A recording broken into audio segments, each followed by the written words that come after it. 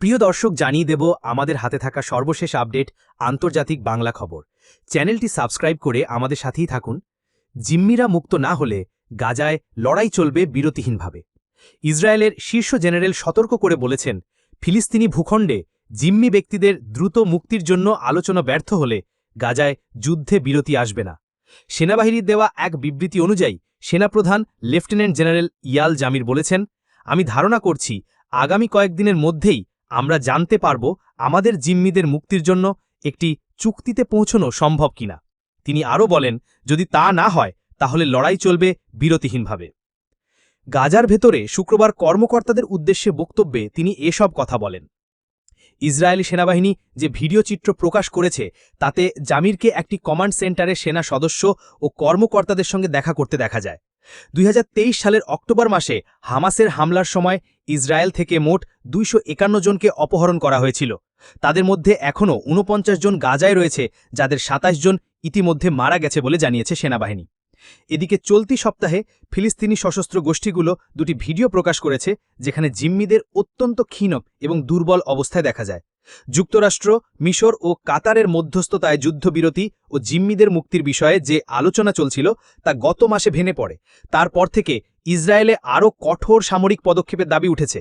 এই প্রেক্ষাপটে 22 মাস ধরে চলা সংঘাতের অবসানে যুদ্ধবিরতির উদ্যোগ আবার শুরু করার জন্য আন্তর্জাতিক ও অভ্যন্তরীণভাবে, বিশেষ করে অনেক জিম্মির পরিবারের পক্ষ থেকে চাপ বেড়েই চলেছে।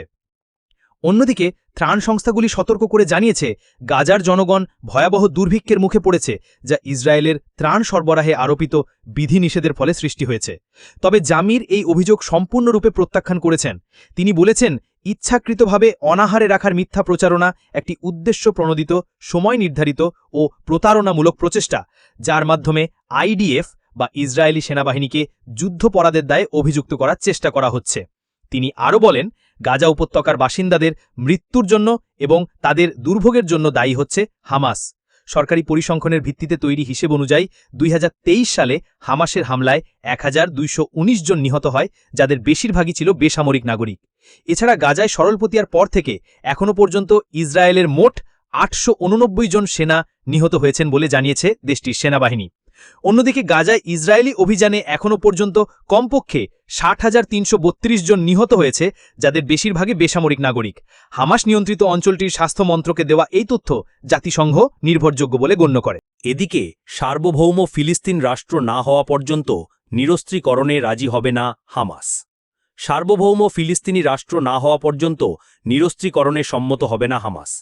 গাজায় যুদ্ধবিরতির বিষয়ে ইসরায়েলের অন্যতম প্রধান দাবির জবাবে একথা জানিয়েছে ফিলিস্তিনি সশস্ত্র গোষ্ঠীটি।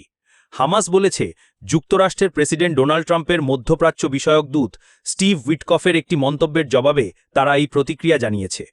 উইটকফ বলেছিলেন, হামাস তাদের অস্ত্র সমর্পণে ইচ্ছে প্রকাশ করেছে। বিবিসির প্রতিবেদনে বলা হয়েছে, ইসরায়েল সংঘাত অবসানের জন্য যেসব গুরুত্বপূর্ণ শর্ত দিয়েছে তার মধ্যে অন্যতম হল হামাসের নিরস্ত্রীকরণ। যুদ্ধবিরতির ও জিম্মিদের মুক্তির জন্য ইসরায়েল ও হামাসের মধ্যকার পরোক্ষ আলোচনা গত সপ্তাহে থমকে গেছে। গত কয়েকদিনে আরব সরকারগুলো নিরস্ত্রীকরণ ও গাজার নিয়ন্ত্রণ ছেড়ে দেওয়ার জন্য হামাসের প্রতি আহ্বান জানিয়েছে।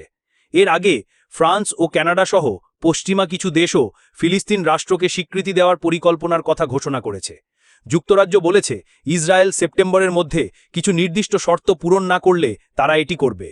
যুক্তরাষ্ট্র, যুক্তরাজ্য ও ইউরোপীয় ইউনিয়ন কর্তৃক সন্ত্রাসী সংগঠন হিসেবে ঘোষিত হামাস বলেছে, জেরুজালেমকে রাজধানী করে একটি স্বাধীন ও পূর্ণ সার্বভৌম রাষ্ট্র না পাওয়া পর্যন্ত তারা তাদের প্রতিরোধ ও অস্ত্রের অধিকার সমর্পণ করবে না।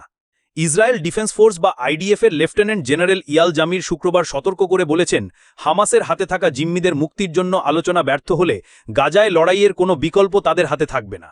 জিম্মিদের একজন এভিয়াতার ডেভিডের পরিবার এক বিবৃতিতে তাকে ক্ষুধার্ত রাখার অভিযোগ করেছে। তারা ইসরায়েল সরকার ও যুক্তরাষ্ট্রের কাছে তাকে রক্ষার জন্য সম্ভাব্য করণীয় সব করার আহ্বান জানিয়েছে। স্টিভ উইটকফ এখন ইসরায়েল সফর করছেন। ওদিকে বেনিয়ামিন নেতানিয়াহুর সরকার গাজার মানবিক পরিস্থিতি নিয়ে ক্রমবর্ধমান চাপের মধ্যে রয়েছে।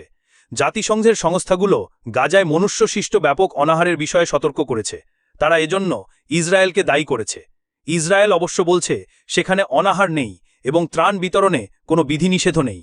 শনিবার উইটকফ গাজায় যারা এখনও জিম্মি আছে তাদের পরিবারের সাথে তেল আবিবে দেখা করেছেন। অনলাইনে থাকা ফুটেজে দেখা যাচ্ছে প্রতিবাদ বিক্ষোভের জন্য পরিচিত একটি চত্বরে তিনি পৌঁছানোর পর জিম্মিদের পরিবার ও তাদের সমর্থকরা তাকে শুভেচ্ছা জানাচ্ছেন। উইটকফ বলেছেন, আংশিক চুক্তি না করে সংঘাত অবসানের দিকে দৃষ্টি দেওয়া উচিত এবং সব জিম্মিকে বাড়ি ফিরিয়ে আনা।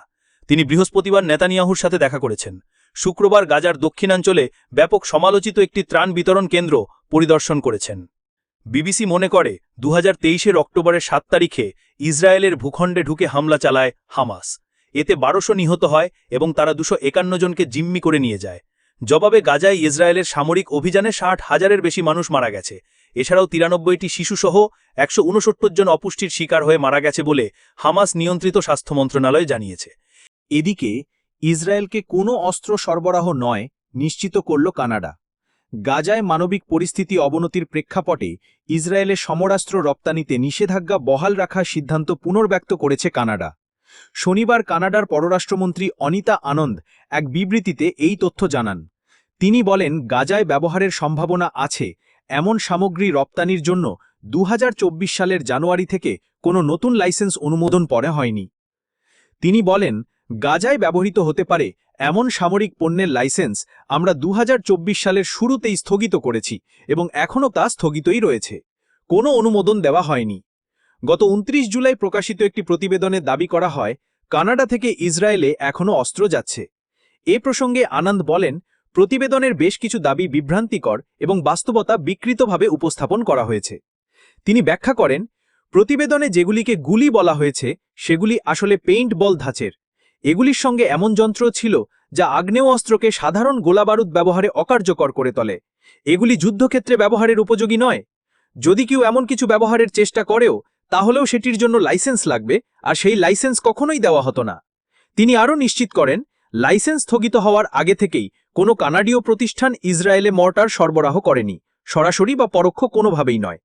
কানাডার পররাষ্ট্রমন্ত্রী সতর্ক করে আরও বলেন, বৈধ লাইসেন্স ছাড়া কেউ সামরিক পণ্য রপ্তানি করলে তার বিরুদ্ধে আইনানুগ ব্যবস্থা নেওয়া হবে। এর মধ্যে রয়েছে ফাঁসি, মালামাল জব্দ এবং ফৌজদারি মামলা। তিনি জোর দিয়ে বলেন, আমরা কখনোই কানাডায় তৈরি অস্ত্রকে এই সংঘাতে ব্যবহার হতে দেব না। সবশেষ জানিয়ে দেব, ট্রাম্পের পারমাণবিক সাবমেরিন মোতায়েনের পরও নিশ্চুপ কেন রাশিয়া। যুক্তরাষ্ট্রের প্রেসিডেন্ট ডোনাল্ড ট্রাম্প ও রাশিয়ার সাবেক প্রেসিডেন্ট দিমিত্রি মেদভেদেভ। যুক্তরাষ্ট্রের প্রেসিডেন্ট ডোনাল্ড ট্রাম্প ও রাশিয়ার সাবেক প্রেসিডেন্ট দিমিত্রি মেদভেদেভ। ফাইল ছবি রয়টার্স।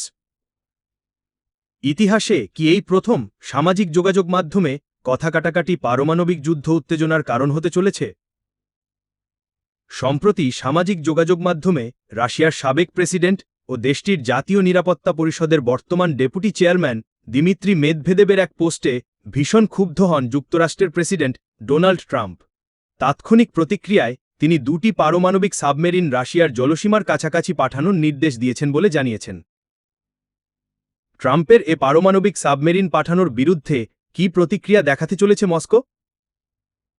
যুক্তরাষ্ট্র ও রাশিয়া কি একটি পারমাণবিক সংঘাতের পথে এগোচ্ছে, নাকি ইন্টারনেট যুগে এসে নতুন রূপে 1962 সালের কিউবান ক্ষেপণাস্ত্র সংকট ফিরতে চলেছে? রাশিয়ার সংবাদ মাধ্যমগুলোতে ট্রাম্পের পারমাণবিক সাবমেরিন পাঠানোর ঘোষণাকে বেশ অবজ্ঞাসুরে উপস্থাপন করা হয়েছে।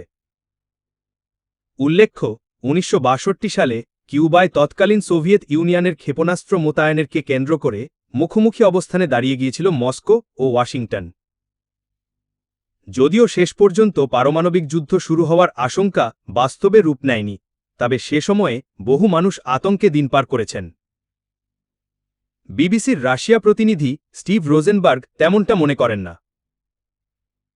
তিনি বলেন, রাশিয়া প্রাথমিক যে প্রতিক্রিয়া দেখিয়েছে তাতে এ ধরনের সংকট তৈরি হওয়া নিয়ে তার সন্দেহ রয়েছে। রাশিয়ার সংবাদ মাধ্যমগুলোতে ট্রাম্পের পারমাণবিক সাবমেরিন পাঠানোর ঘোষণাকে বেশ অবজ্ঞাসুরে উপস্থাপন করা হয়েছে। মস্কোভস্কি কোমসোমলিয়েজ পত্রিকায় একজন সামরিক বিশ্লেষক বলেন, ট্রাম্প শুধু রাগের মাথায় শিশুসুলভ মেজাজ দেখাচ্ছেন। আবার কমেরসান্ত পত্রিকায় একজন অবসরপ্রাপ্ত লেফটেন্যান্ট জেনারেল বলেন, সাবমেরিন নিয়ে মার্কিন প্রেসিডেন্টের কথাবার্তা নিরর্থক প্রলাপ, তিনি এসব বলে মজা পান। অন্তত এ প্রতিবেদন লেখা পর্যন্ত রাশিয়া কোনো প্রতিক্রিয়া অর্থাৎ আনুষ্ঠানিক দেখায়নি। দেশটি তার পারমাণবিক সাবমেরিন যুক্তরাষ্ট্রের কাছে মোতায়েন করেছে এমন কোনো ঘোষণাও নেই। স্টিভ রোজেনবার্গ, বিবিসির রাশিয়া প্রতিনিধি। একই পত্রিকায় রাশিয়ার একজন নিরাপত্তা বিশেষজ্ঞ বলেন, আমি নিশ্চিত ট্রাম্প অর্থাৎ সাবমেরিন পাঠানো বিষয়ে প্রকৃতপক্ষে কোনো নির্দেশই দেননি। কমেরসান্ত পত্রিকায় 2017 সালের কথা উল্লেখ করে বলা হয়, ট্রাম্প সেবার উত্তর কোরিয়াকে সতর্ক করার জন্যে কোরীয় দ্বীপপুঞ্জে 2টি পারমাণবিক সাবমেরিন পাঠানোর কথা বলেছিলেন। এর কয়েকদিন পরই উত্তর কোরীয় নেতা কিম জং উনের সঙ্গে বৈঠক করেন তিনি। খানিকটা অদ্ভুত শোনালেও ট্রাম্পের পারমাণবিক সাবমেরিন মোতায়েন তবে কি যুক্তরাষ্ট্র রাশিয়া শীর্ষ সম্মেলনের পূর্বাভাস? রোজেনবার্গ বলেন, তিনি অতদূর ভাবতে চান না, তবে রুশ কর্তৃপক্ষের প্রতিক্রিয়া দেখানোর বিষয়টি তার কাছে বেশ আকর্ষণীয় মনে হয়েছিল। রোজেনবার্গ বলেন, অন্তত এ প্রতিবেদন লেখা পর্যন্ত রাশিয়া কোনো প্রতিক্রিয়া অর্থাৎ আনুষ্ঠানিক দেখায়নি। রাশিয়া তার পারমাণবিক সাবমেরিন যুক্তরাষ্ট্রের কাছে মোতায়েন করেছে এমন কোনো ঘোষণাও নেই। এর মানে হচ্ছে, হয় মস্কো এখনও পরিস্থিতি বিশ্লেষণ করছে এবং কি করা উচিত ভাবছে, অথবা মস্কো মনে করছে প্রতিক্রিয়া দেখানোর কোনো প্রয়োজন নেই। রোজেনবার্গ আরও বলেন, রুশ সংবাদ মাধ্যম যে ধরনের প্রতিক্রিয়া দেখিয়েছে তাতে মনে হচ্ছে সম্ভবত দ্বিতীয়টাই ঠিক, অর্থাৎ মস্কো প্রতিক্রিয়া দেখাতে চায় না। তবে কয়েকদিন ধরেই সামাজিক যোগাযোগ মাধ্যমে ট্রাম্প মেদভেদেব কথার লড়াই চলছে, কিন্তু হঠাৎই তিনি ট্রাম্পের নজর কাড়েন এবং শুধু নজর কাড়াই নয়, বরং সরাসরি ট্রাম্পের রোষের মুখেও পড়েন। যখন মার্কিন প্রেসিডেন্ট রাশিয়াকে ইউক্রেনের বিরুদ্ধে যুদ্ধ শেষ করতে বেঁধে দেওয়া 50 দিনের সময়সীমা কমিয়ে 2 সপ্তাহের কম করেছিলেন, তখন মেদভেদেব এক পোস্টে লেখেন, ট্রাম্প রাশিয়ার সঙ্গে আল্টিমেটাম দেওয়ার খেলা খেলছেন। প্রতিটি নতুন আল্টিমেটাম একটি করে হুমকি এবং যুদ্ধের দিকে একটি করে পদক্ষেপ। জবাবে ট্রাম্প লেখেন, মেদভেদেবকে বলে দিন তিনি একজন ব্যর্থ প্রাক্তন রুশ প্রেসিডেন্ট যিনি মনে করেন তিনি এখনও ক্ষমতায় আছেন। তিনি যা বলছেন তাকে সে বিষয়ে সতর্ক হতে বলুন। তিনি খুবই বিপজ্জনক এলাকায় প্রবেশ করছেন। মেদভেদেব তার পরের পোস্টে ডেড হ্যান্ডের কথা উল্লেখ করেন। এটি সোভিয়েত ইউনিয়ন আমলের একটি স্বয়ংক্রিয় পারমাণবিক প্রতিশোধ ব্যবস্থা। স্পষ্টতই মেদভেদেবের ওই বক্তব্য হোয়াইট হাউস প্রধানের কাছে মোটেই গ্রহণযোগ্য ছিল না। 2008 থেকে 2012 সাল পর্যন্ত রাশিয়ার প্রেসিডেন্ট ছিলেন মেদভেদেব। তুলনামূলকভাবে তাকে একজন উদার ব্যক্তি হিসেবেই দেখা হতো। তার বিখ্যাত উক্তি, স্বাধীনতা না থাকার চেয়ে স্বাধীনতা থাকা ভালো। কিন্তু মেদভেদেব ক্রমে কট্টর রাজনৈতিক মনোভাবের দিকে চলে গেছেন। ইউক্রেনে রাশিয়ার সামরিক অভিযান শুরুর পর থেকে তিনি সামাজিক যোগাযোগ মাধ্যমে উগ্র ও পশ্চিম বিরোধী পোস্ট দেওয়ার জন্য পরিচিত হয়ে উঠেছেন। যদিও তার অধিকাংশ পোস্ট গুরুত্ব পায় না, কারণ তাকে ক্রেমলিনের মুখ হিসেবে দেখা হয় না। কিন্তু হঠাৎই মেদভেদেব ট্রাম্পের নজর কাড়েন, এবং শুধু নজর কাড়াই নয়, বরং সরাসরি ট্রাম্পের রোষের মুখেও পড়েন।